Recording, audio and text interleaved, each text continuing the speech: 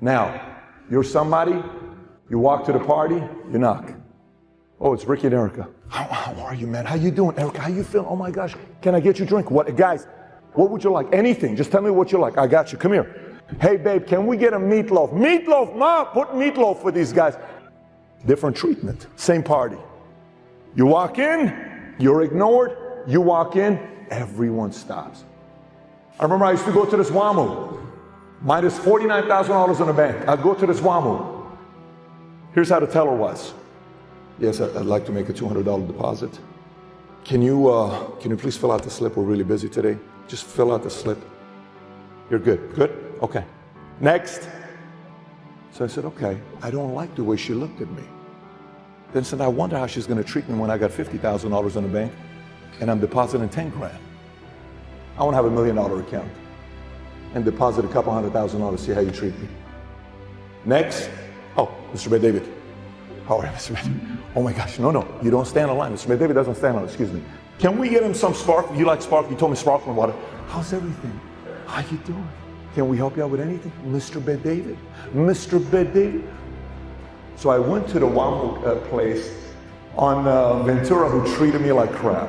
I said, I'm gonna pull the biggest flipping prank on you. I said, let's go. So I called my guy, Mike. So we go to the bank that mistreated me, and I never forgot about it. We walk in, and the lady comes in. Grab a seat right here, sir. We'll be with you in a minute. I said, please don't call me sir. And my friend's like, very offensive to call him sir. Why would you call him sir? What would you like me to call you? I said, my name is Prince Patrick Bed David. Prince Patrick Bed David. I'm part of a royalty family from Saudi Arabia. Prince Patrick Bed David. We can't do Prince. It doesn't give me an option. You may want to call New York and find out about that. She comes back.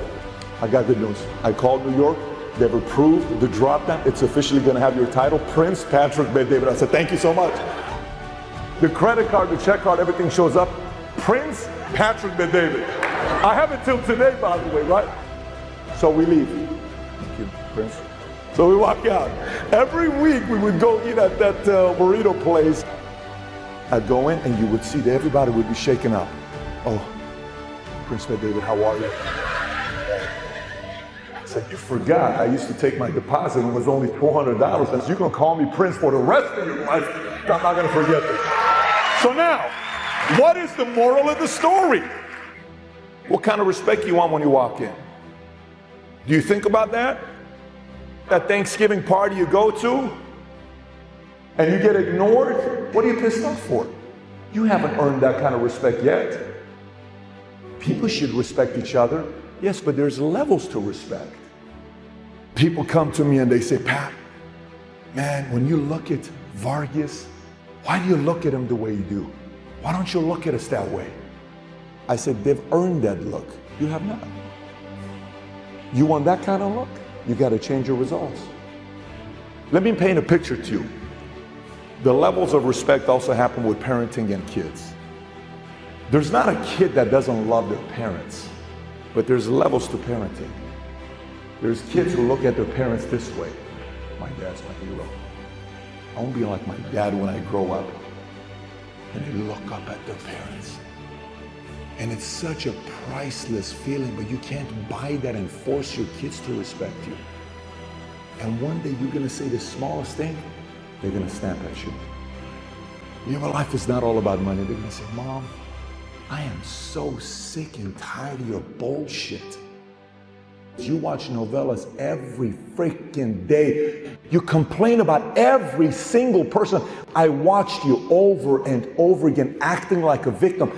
I wish you would have watched fewer movies and fewer shows and all these Netflix. And I wish, Dad, you would have worked a little bit harder. If you would have worked a little bit harder, I could have been a doctor today.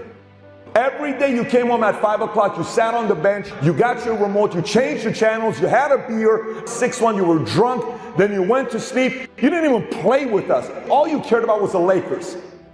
You're full of it, you're so lazy. How many guys have had a conversation with your parents at one point like that? It's a tough conversation to have. In that moment when that conversation's had, when they're speaking at you, in your mind you're gonna go to, Why the hell did you watch those 4,000 TV shows, man?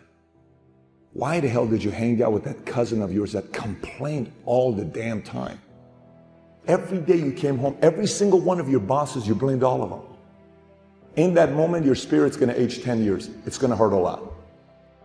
And that pain is worse than Tyson punching you in the face, because that lasts. Stays right here. And you go, man, I don't want my kids to talk to me like that. But sometimes it's too late. You may be 73 years old at the time. What are you gonna do now? Conor McGregor just posted this picture today. The top picture, that's Conor McGregor. That's in 2008. No one in the world knows who's Conor McGregor. And he's taking a picture with who? Chuck Liddell. In the bottom, it's 2020. Guess who's in the audience? Tables have turned. You know how bad he wanted that kind of respect? You know how bad he wanted that? You don't think he thought about that 24/7? You don't think him and his girl sacrificed everything? You don't think he did? Of course he did. How about you here? Look, tonight, here's what's gonna happen, just so you know this. Everybody heard the same message. There's half the room that all you're thinking about is your pillow right now. There's about 20% of you guys that want to go slap and make some noise for your neighbors. Babe, I can't wait to leave. That's all I care about right now. You came here and you invested time in because you kind of want to do something big with your life. And you're hoping you find something. You're here because you want this to happen to you. You're here because you want your wife to look at you like this. And she's going to lay next to him and she's going to say, he makes me feel safe. He takes care of our family. I married a hero. He's a hero of our family. I admire this guy. And she says, I'm so proud of you, babe, on what you've done and who you've become. You know you want that. I want that feeling, man. Either tonight when you're hearing this message, you're either going to do something about it or you're not. Respect. If I treat you like you don't matter, you're not going to respect me at all. If I treat you with respect, when you try and talk to me, I listen and I respect what you're saying and I try and understand it fully, your respect for me is going to go up as well.